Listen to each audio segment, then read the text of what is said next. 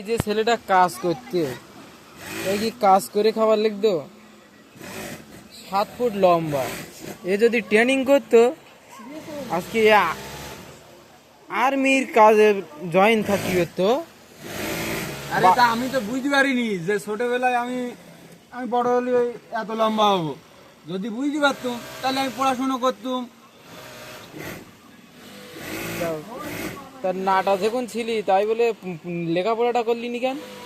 আরে আমি জানি আমার বংশ সব মূর্খ, সবাই মূর্খ, তা আমি মূর্খ হই। সবাই খেটে খায়, আমি খেটে খাবো।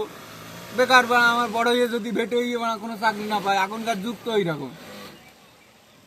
ওই জন্য আমি আর পড়াশোনা করিনি।